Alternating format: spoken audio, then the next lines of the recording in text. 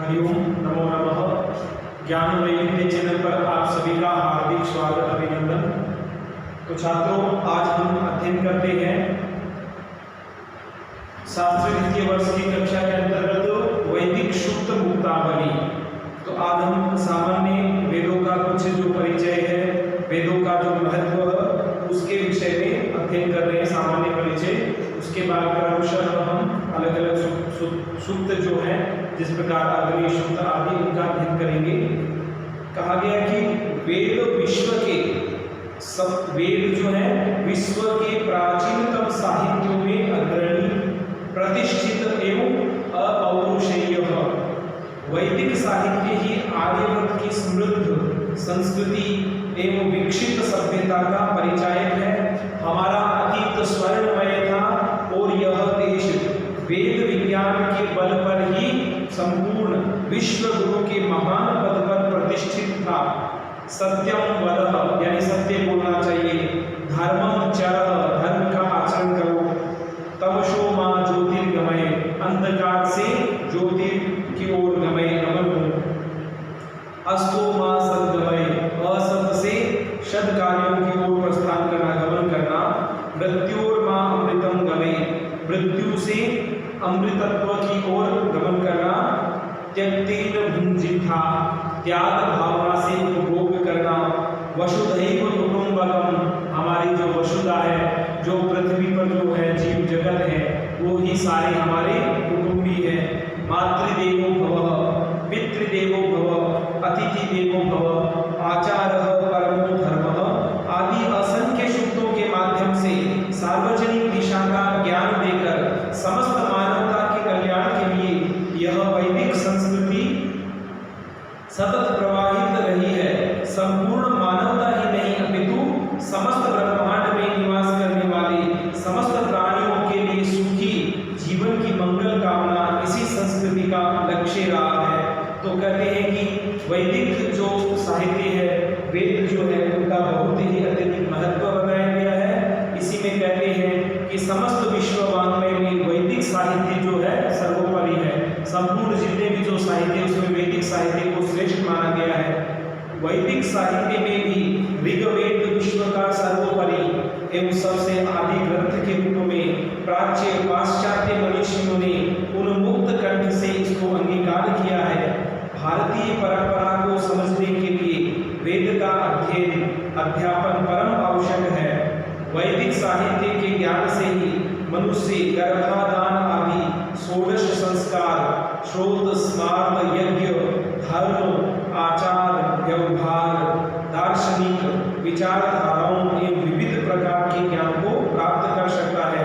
मातृदेवो भव, पितृदेवो भव, आचार्य देवो भव, अतिथि देवो भव आदि को देवतावत समान सम्मान प्रदान करने की शिक्षा वैदिक साहित्य से ही हमें प्राप्त होती है। अर्थात भारतीय परंपरा को समझने के लिए हमारे पास जो भी साधन है, उनमें वेद ही सर्वप्रमुख माना गया है। कहते हैं कि वेद की परिभाषा करना तो इसे बहुत ही कठिन है, किंतु इतना कहा जा सकता है कि भारतीय मनुष्यों के उद्भव काल में ही यहाँ के ऋषियों द्वारा जिस साहित्य का दर्शन किया गया, उस संपूर्ण संचित ज्ञान राशि का नाम ही वेद है। अपनी प्राचीनता की दृष्टि से एवं भारतीय धर्म प्रवणता के कारण यह समस्त वैदिक साहित्य अतिशय श्रद्धा एवं आदर की भावना से हमेशा से ही देखा जाता रहा है। भारतीय परंपरा के विद्वानों ने विविध प्रयासों के माध्यम से इसकी मौलिक रक्षा की है। यद्यपि वैदिक साहित्य का अधिकांश भाग काल कबलित हो गया है, काल के कारण कुछ नष्ट प्राय हो गया है, फिर भी कहते हैं 1131 वेदों की शाखाओं में से वर्तमान में 11 शाखाएं ही उपलब्ध हैं। अन्य सभी शाखाओं के नाम भी उपलब्ध प्रायः नहीं है। अब भी अवशेष रूप में जो विद्यमान है, वह एक विशाल साहित्य की परंपरा को घोषित करता है। यह परंपरा दीर्घकालिक है, इसीलिए रूपांतरकालीन परंपराओं को जानने के लिए इसका ज्ञान परम आवश्यक है। भारतीय धर्म, दर्शन, साहित्य, संस्कृति, आर्थिक व्यवस्था, सामाजिक व्यवस्था, वर्ण व्यवस्था, जाति व्यवस्था आदि को समझने के लिए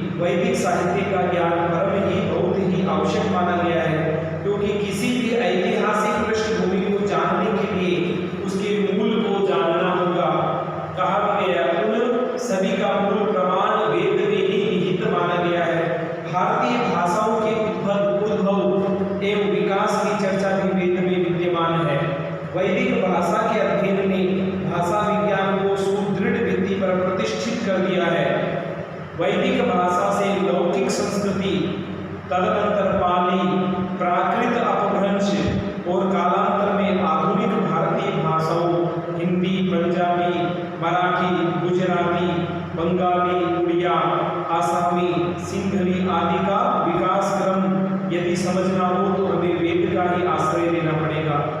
वैदिक भाषा की लौकिक भाषा के साथ तुलना करने पर अनेक मनोरंजक बातें दृष्टिपथ में आ जाती है। भारतवर्ष ही नहीं बल्कि विश्व में अन्य राष्ट्रों के धर्म, दर्शन, भाषा आदि के तुलनात्मक अध्ययन के लिए वेद का ज्ञान सर्वोपरि श्रेष्ठ माना गया है।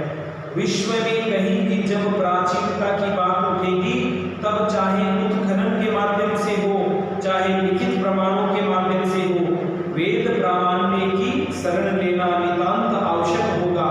और इसे वेद प्रामाण्य भी सबसे प्राचीन कृति ऋग्वेद की शरण में जाना होगा। समस्त वैदिक साहित्य में ही नहीं वरन विश्व के समस्त साहित्य में ऋग्वेद सबसे प्राचीन साहित्य है। इस प्राचीनता के ही कारण विश्व भारतवर्ष को गुरु स्वीकार करता था। इसीलिए उपयुक्त समस्त दृष्टियों से इसका महत्व सर्वोपरि है। इस अलौकिक उपाय को जानने का एकमात्र साधन हमारे पास वेद ही है। कहा भी गया है, प्रत्यक्षेण विद्या वा यस्तुपायो न बुध्यते एतं विदन्ति वेदेन तस्मात् वेदस्य वेदता। कहते प्रत्यक्षेण विद्या वा, प्रत्यक्ष रूप से या अनुमान करके वा, यस्तुपायो न बुध्यते, कहते प्रत्यक्ष रूप में अनुमान करने पर भी जो उपाय ज्ञात नहीं होता है तब विदन्ति वेदेन, उसको हम वेद के द्वारा जान सकते हैं। कहते हैं प्रत्यक्ष रूप से जो ज्ञान है और अनुमान के द्वारा जो है जिसका उपाय हम नहीं कर पाते हैं, जिसके ज्ञान को हम प्राप्त नहीं कर पाते हैं, एतम विदन्ति वेदेन, इसको वेद के द्वारा जाना जाता है। तस्मात् वेदस्य वेदता, इसीलिए कहते हैं वेद का स्थान सर्वोपरि है और वेद की जो श्रेष्ठता को माना गया है। वेद में विद धातु जो है वह ज्ञानार्थ है, ज्ञान प्राप्ति के साधन के रूप में है। कहते हैं वैदिक साहित्य, वैदिक साहित्य को मुख्य रूप से आचार्यों ने 5 भागों में विभक्त किया है, जिनमें मंत्र, ब्राह्मण, आरण्यक, उपनिषद और वेदांत। कहते हैं जो वैदिक साहित्य है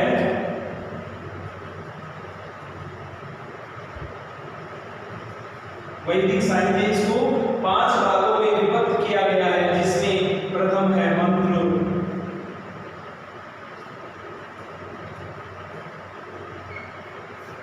मंत्र, ब्राह्मण,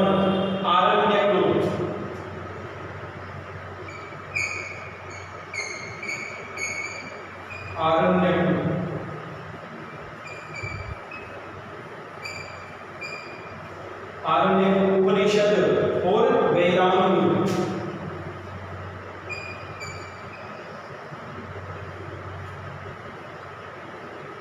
मंत्र, ब्राह्मण, आरण्यक, उपनिषद और वेदांत।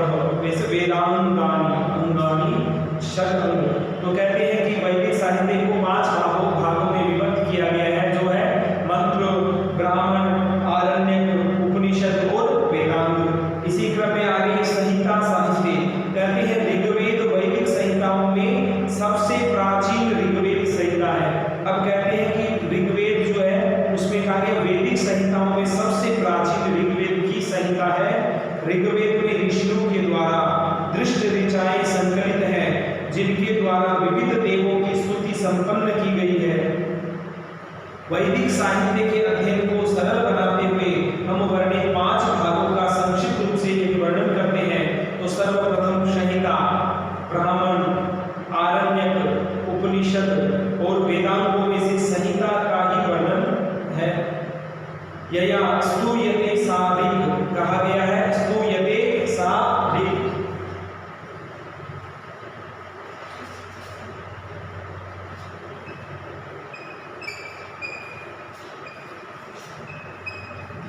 स्तूयते सा ऋक्, यानी जहां पर स्तुतियां की जाती है वह ऋग्वेद की संहिताओं के विषय में कहा गया है। स्तूयते सा ऋक्, यहाँ नियत अक्षर पदावसान ऋक्, जो नियताक्षर अपने नियत जो अक्षर है, पादावसान ऋक्, जो नियत पादों में उनका अवसान होता है, विराम होते हैं, वही ऋक् है।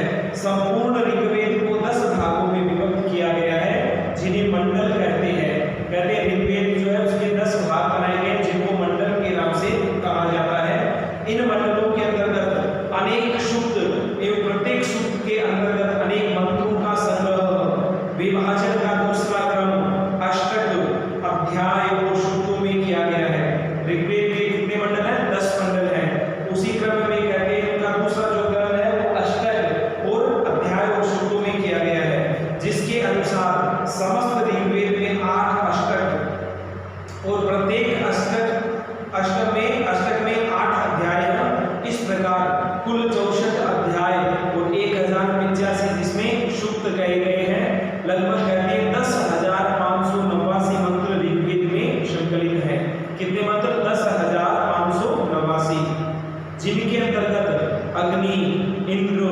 वरुण, विष्णु, सूर्य, ध्यावा, पृथ्वी, मरुत, रुद्र आदि विविध देवताओं से संबंधित स्तुतियां की गई है।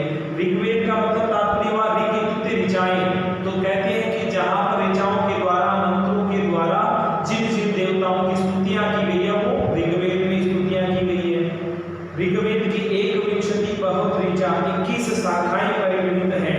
इसका उल्लेख पतंजलि ने भी अपने महाभाष्य में किया है। इसी क्रम में आगे यजुर्वेद, तो कहते हैं संहिताओं में दूसरा स्थान यजुर्वेद का है। यजुष शब्द सीधे सीधे यज धातु से है, जो कहते हैं पूजा करने या यज्ञ करने के अर्थ में होता है। ऋग यानी स्तुतियां, ऋग्वेद का तात्पर्य स्तुतियां करना, अर्चनाएं करना, और यजुर्वेद का तात्पर्य यजुष धातु, यजुष धातु का तात्पर्य यज्ञ करने के अर्थ में है या पूजा करने के अर्थ में, जिससे स्पष्ट है कि इसका सीधा संबंध पूजक या यजन में है। नियताक्षर पादावसाना ऋग, ऋग्वेद में नियत अक्षरों से आबद्ध छंद रचनाएं हैं, वहां पर यजुर्वेद मंत्र गद्यात्मको यजु, कहते जो यजुर्वेद है उसमें मंत्र भी है और यह गद्यात्मक यजु, गद्यात्मक गद्य भाग भी इसका वर्णित है। शेषे यजु और अनियत अक्षर पादावसाना यजु, जिस प्रकार नियत अक्षर पर पादावसान, पादों का अवसान होता है वो ऋग्वेद है, और इसमें कहा गया अनियत, जिसमें कोई निश्चित अक्षर पर अवसान है वो ऐसे यजु। मूल रूप से यजुर्वेद 2 भागों में विभक्त है। कहते हैं मूल रूप से जो यजुर्वेद है उसके 2 भाग किए गए हैं। कृष्ण यजुर्वेद एवं शुक्ल यजुर्वेद। वैसे तो यजुर्वेद 101 शाखाओं से युक्त है। 1 शतमध्वर्यु शाखा पतंजलि ने अपने महाभाष्य में उल्लेख किया है। इसी क्रम में कहते हैं शुक्ल यजुर्वेद के दो भेद बताए गए हैं, जिसमें कहते हैं काण्व और माध्यन्दिनी शाखाएं। कृष्ण यजुर्वेद की शाखाएं जो है तैत्तिरीय, काठक, मैत्रायणी, कपिष्ठल आदि नामों से उच्चारण किया जाता है। इन समस्त संहिताओं में विषयों का प्रतिपादन प्रायः समान रूप से ही है, मात्र उनके संकलन का भेद है। इन सभी शाखाओं में राजसूय, 10 पौर्णमास, सौत्रामणि, सोम एवं अश्वमेध आदि अनेक यज्ञों में विनियोजन होने वाले मंत्रों का संकलन किया गया है। इसी क्रम में आगे है सामवेद का जो सामान्य परिचय। तीसरा स्थान सामवेद को प्राप्त है। सामवेद जो है गीति प्रधान है। गीति प्रधान इत्युक्ते गायन शैली से युक्त है। इसीलिए आचार्य जैमिनी ने गीतिषु सामाख्या, गीतिषु इत्युक्ते गानों में, सामाख्या इत्युक्ते सामवेद का उल्लेख माना गया है। इसके गायन के कारण ही सामवेद संहिता का पृथक से संकलन करने की आवश्यकता पड़ी होगी। साम शब्द का निर्वचन बड़े ही सुंदर शब्दों में छांदोग्योपनिषद में किया गया है। साच अमरस्य तत्समानः शामत्वम्, सा वह ऋग्वेद। अब गांधार आदि सप्त स्वर पाए जाने वाले मंत्र ही शाम है। वैसे तो लोगों का मानना है कि ऋग्वेद के मंत्र शाम में संकलन किए गए हैं, लेकिन यह नितांत भ्रांत धारणा है, क्योंकि शाम के मंत्रों में ऋग से पृथक मंत्र भी संकलित है। उच्चारण दृष्टि से तथा स्वर दृष्टि से मंत्रों में पर्याप्त भेद है। अतः सामवेद संहिता की सत्ता ऋग से पृथक स्वीकार करना ही श्रेष्ठ माना गया है। इसके सभी मंत्रों का विशिष्ट प्रकार से गायन किया जाता है, जिसके कारण ही गायन को उद्गाता भी कहते हैं। उद्गाता इत्युक्ते गायन करने वाला। इस संहिता के मुख्य रूप से 2 भाग हैं, जिसको पूर्वार्चिक और उत्तरार्चिक माना गया है। पूर्वार्चिक और उत्तरार्चिक। पूर्वार्चिक पर निष्पन्न गायन मंत्रों के संकलन को ग्रामे गेय गान, ग्रामे गेय इत्युक्ते गांव में गायन करने योग्य। दूसरा एवं आरण्य गान कहा गया है। कहते पूर्वार्चिक पर जो निष्पन्न गायन मंत्र हैं उनके संकलन को ग्रामे गेय गान और आरण्य गायन भी कहा जाता है। आरण्य इत्युक्ते जंगल, अरण्य। उत्तरार्चिक पर, अब कहते पूर्वार्चिक और उत्तरार्चिक। उत्तरार्चिक पर गाए जाने वाले जो मंत्र हैं उनके संकलन को ऊह गान एवं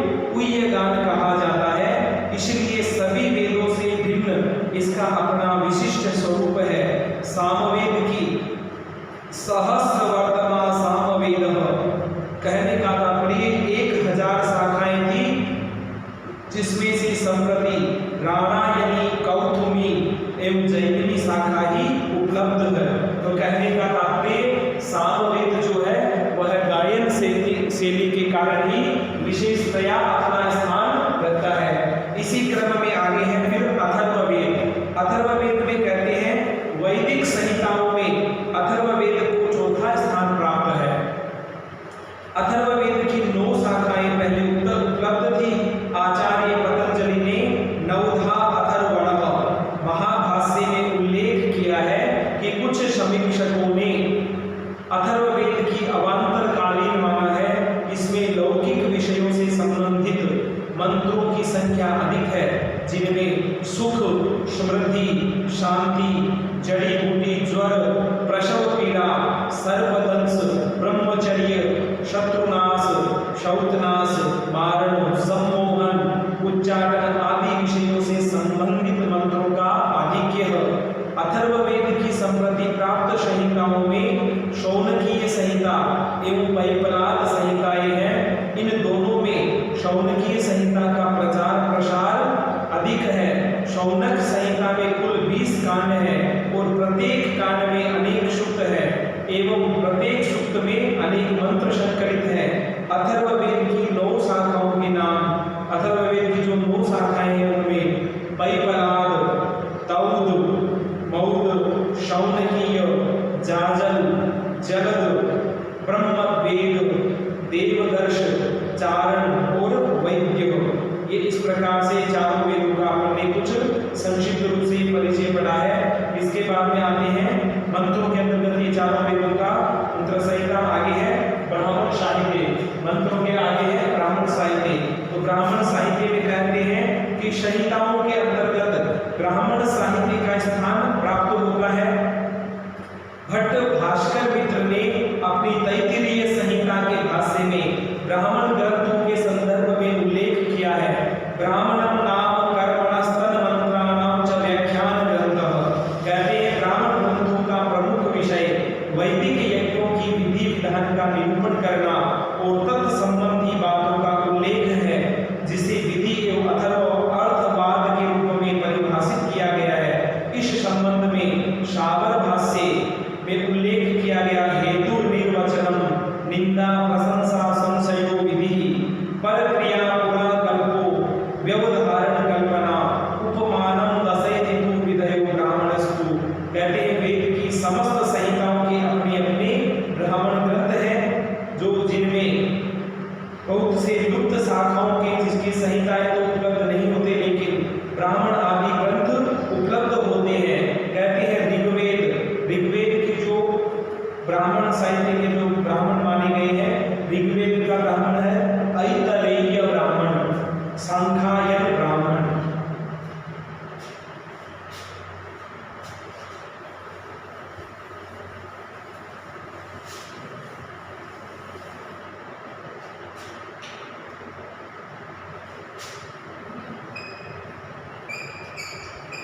ऋग्वेद जो है इसके ब्राह्मणों में माने गए ऐतरेय ब्राह्मण।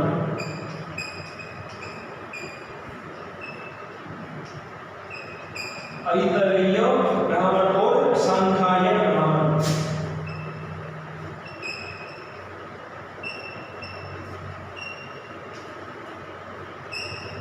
सांख्यायन ब्राह्मण। इसी क्रम में कृष्ण यजुर्वेद,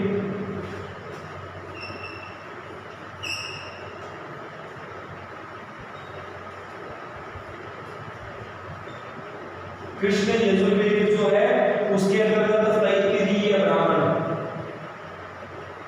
तैत्तिरीय ब्राह्मण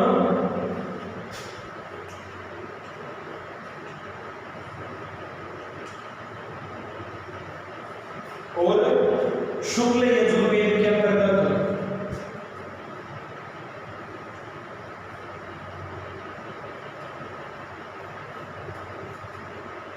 शुक्ल यजुर्वेद के अंतर्गत शतपथ ब्राह्मण।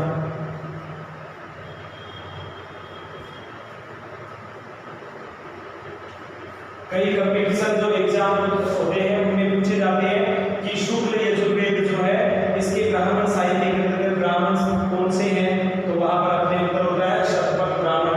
कृष्ण यजुर्वेद के ब्राह्मण तैत्तिरीय ब्राह्मण, ऋग्वेद के ब्राह्मण ऐतरेय ब्राह्मण, और ऐतरेय और शाखायन ब्राह्मण। इसी क्रम में आगे है सामवेद। सामवेद जो है इसमें ताट्य महाब्राह्मण, जिसे प्रौढ़ ब्राह्मण व पंचविंश ब्राह्मण भी कहते हैं। इस वेद के 8 ब्राह्मण और भी प्राप्त होते हैं, जिसमें षड्विंश शाम विधान, आरसीय, दैवत, संहितोपनिषद, छांदोग्य, मंत्र ब्राह्मण, वंश और जैमिनी ब्राह्मण। इस प्रकार सामवेद में 2 ब्राह्मण ग्रंथ संप्रति उपलब्ध है। ताट्य महाब्राह्मण भी कहा गया है सामवेद में। सामवेद के जो ब्राह्मण है उसमें ताट्य महाब्राह्मण,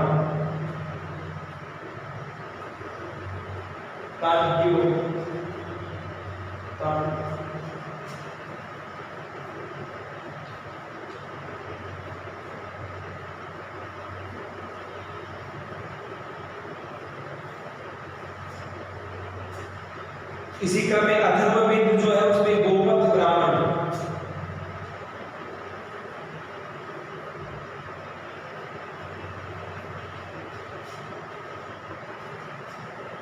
अथर्ववेद जो है इसमें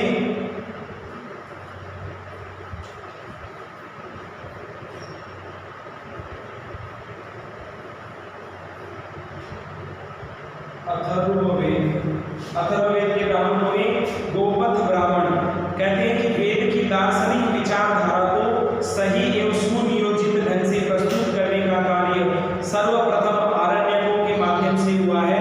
गृहस्थ धर्म का पालन करने के बाद वानप्रस्थ आश्रम में पहुंचने पर लोगों के अध्ययन का विधान जिन ग्रंथों के माध्यम से हुआ उन्हें आरण्यक का नाम दिया गया है। अरण्ये भवः आरण्यकाः कहते हैं। अरण्ये भवः, अरण्य कितने जंगल में उत्पन्न जो है आरण्यक। आरण्य प्लस भूय प्रत्यय करके प्रायः समस्त संहिताओं के अपने अपने आरण्य पूर्व में भी रहे होंगे, किंतु इस समय इनकी संख्या बहुत कम है। जिस प्रकार ऐतरेय आरण्यक, शाखायन आरण्यक, बृहद आरण्यक, तैत्तिरीय आरण्यक, तलवकार आरण्यक आदि ये समस्त संबंधित ब्राह्मणों के परिशिष्ट भाग के रूप में विद्यमान है। अस्तु छात्रों, धन्यवाद। ज्यादा से ज्यादा ज्ञान वैविध्य चैनल को स्वाध्याय में लीजिएगा।